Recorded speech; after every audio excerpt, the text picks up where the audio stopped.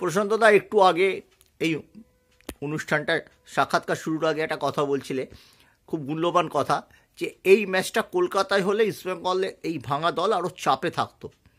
এটা কেন বলছো? এই জন্যই চাপে থাকতো, তার কারণ ইস্টবেঙ্গলের সাপোর্টার প্রচুর যেত মাঠে, মোহনবাগান তো আছেই, এবার ইস্টবেঙ্গলের প্রচুর সাপোর্টার যেত, একটা প্রেশার থাকতো, কারণ আগের দিন ওইভাবে ম্যাচটা হেরেছে, হারার ফলে তাদের উপরে যে আশাটা ছিল সেইটা একটুখানি তো তাদের গায়ে লেগেছে, ফলে এই জায়গা থেকে সেই প্লেয়াররা একটু নার্ভাস ফিল করতো কলকাতার ওপরে, ওই চিৎকারটা সহ্য করতে পারতো না। আমার মনে হয় এই জায়গা থেকে গুয়াহাটিতে চলে যাওয়াতে ইস্টবেঙ্গলের একটা প্লাস পয়েন্ট হয়েছে, এই কারণ ওই প্রেশার ইস্টবেঙ্গলের প্লেয়াররা রাখতে পারতো না, কারণ যতই হোক টিমের যে সাপোর্টার যারা ভালোবাসে সেই প্লেয়ার খেলবে, টিম জিতবে, এইটাই তো আশা নিয়ে সেই ক্লাবের সাপোর্টাররা যায়, তারা তো কখনো হারতে যায় না, জিততে যায়, ফলে দুপক্ষই তাদের সাপোর্টার যাবে।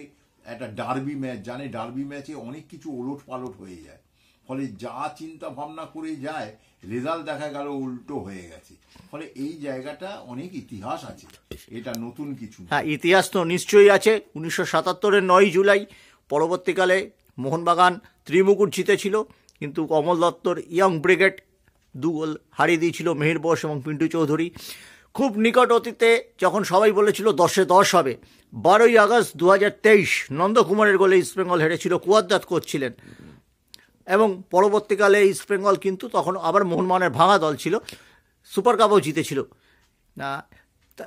ভাঙা টিম নিয়ে জেতার অনেক ইতিহাস আছে, সে তার কি ইতিহাসের পুনরাবৃত্তি কি আমরা দেখতে পারি? হতে পারে, না হওয়ার কিছু নেই। ফুটবল এমনই একটা খেলা যেখানে যখন তখন ওলট পালট হয়ে যেতে পারে, সব কিছুই নির্ভর করছে প্লেয়ারদের যারা নামবে তাদের মানসিকতার উপর, তাদের মানসিকতাটা কীরকম। জেতার জন্য তাকে নামতে হবে, ভালো খেলতে হবে, অপোনেন্টকে খেলতে দেবো না, সে যতই তারা জিতে আসুক, একটা ম্যাচ আছে, একটা সময় আছে, তাকে প্রমাণ করতে হয় যে আমি সেরা, তুমি নয়।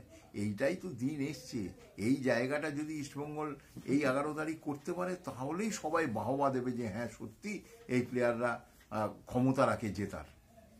যে কথাটা উনি বলেছেন যে আমি খুব হাংরি আমাদের দল জেতার জন্য, আর একটা কথা উনি বলেছেন মোহনবাগানেরও দুর্বলতা আছে, 3টে ম্যাচ মোহনবাগান শেষ মুহূর্তের গোলে জিতেছে, লিগ টেবিলে যেখানেই থাকুক এটা অনেকে বলছেন 1 বনাম 11-র লড়াই। তুমি কি বলবে? এটা তো একটা মোহনবাগান এবং ইস্টবেঙ্গলের ব্র্যান্ড ভ্যালু, সদস্য সমর্থক প্রচুর আছে, এটা কি 1 বনাম 11-র লড়াই নাকি এটা সত্যিকারের ডার্বি? এগুলো সত্যিকারের ডার্বি, কিছু ক্ষেত্রে এমন কিছু কথা বলতে হয় কোচকে, এটা একটু নাড়িয়ে দেওয়া, অর্থাৎ তার রাগান্বিত কথাটা তার মনের মধ্যে এমন একটু রাগিয়ে দিল যাতে তারা রেগে যায়। এটাই তো একটা টিমের একটা কি বলবো, একটা কোচের একটা স্ট্র্যাটেজি। এই স্ট্র্যাটেজিটা করেছে, এর আগে অমলদা করতো এই জিনিস, এই স্ট্র্যাটেজিটা উনি শুরু করেছেন। বলছি অনেকটা অমল দত্তর পথে হাঁটছেন অস্কার। অবশ্যই অবশ্যই অবশ্যই। এবং একটা জিনিস প্রশান্তদা, আমরা দেখছি প্রত্যেক হাফের পর, মানে দ্বিতীয়ার্ধের শুরুতে প্রথম 20 মিনিট ইস্টবেঙ্গল একটা চাগিং ফুটবল, যেটা তোমাদের এখানে কলকাতার ফুটবলারদের মধ্যে এই কথাটা খুব ইউজ ছিল, চাগিং ফুটবল, মানে চেগে উঠে ফুটবল খেলা, এটা ইংরেজি এবং বাংলার একটা অদ্ভুত মিশেল, সেই ফুটবলটা আমরা খেলতে দেখছি। এর কারণটা কি? আসলে প্রথম হাফে একটুখানি আমার ধারণা কোচ হয়তো টিমটাকে মেপে নিতে চাইছে যে কিরকম, এবার প্রথম হাফে যদি গোল খেয়ে যায়, খেতেই পারে, ফলে সেকেন্ড হাফটা সেই প্রেশারটা দিতে কোন কোন জায়গাটা কমজোরি আছে, কোন প্লেয়ারকে তুলে নিয়ে কোন প্লেয়ারটাকে নামাবো, যার জন্য কোচরা অনেক কাজ করে যাচ্ছে, এমন এমন প্লেয়ার নামাচ্ছে এমন সময় তখন মনে হচ্ছে একে নামিয়ে তো ভালো করেছে, তার মানে কি ওইটা একটা ভীষণভাবে কোচের ব্রেনের মধ্যে কাজ করছে। এটা খুব ভালো জিনিস, এটা খুব ভালো, অপোনেন্টকে জাজ করে নিয়ে তারপরে প্রেশারটা করছে।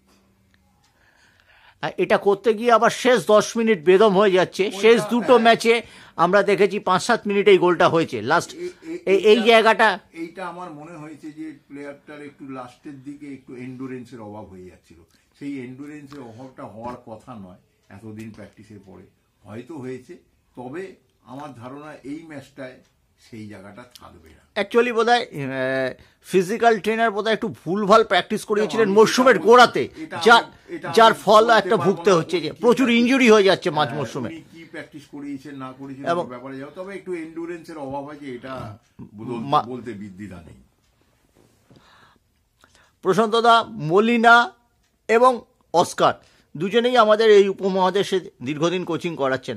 উনি বাংলাদেশেও কোচিং করিয়েছেন অস্কার, মলিনা এটিকেতে কোচিং করিয়েছেন, মোহনবাগানে কোচিং করাচ্ছেন। প্রথম দিকে দলটাকে ঠিকমতো বাঁধতে পারছিলেন না, এখন এক সুতে গেঁথেছেন। কোচ হিসেবে মলিনাকে 10-এ কত দেবে, অস্কারকে কত দেবে? দেখো, আমার মনে হয় অস্কার একটু এগিয়ে রাখবো অস্কারকে। এর একটা কারণ, সেটা হচ্ছে অস্কার যেই সময় টিমটাকে পেয়েছে তার মনের মতো করে টিম পায়নি। সে একটা মাঝ সিজনে টিম পেয়েছে, টিমটা ডিমোরালাইজ হয়ে গেছিল। সেখান থেকে যাই হোক টিমটাকে একটা জায়গায় কিন্তু নিয়ে চলে এসছে।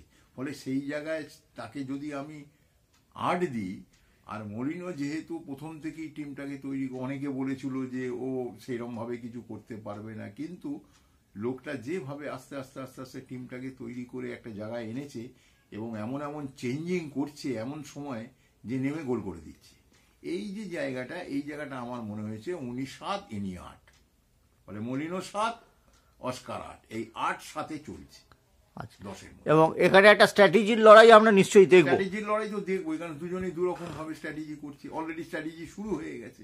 এই যে অস্কার যে কথাটা বলেছে মোহনবাগান সম্বন্ধে, একা এর খেলা, মানে কি এটা একটা নাড়িয়ে দিল।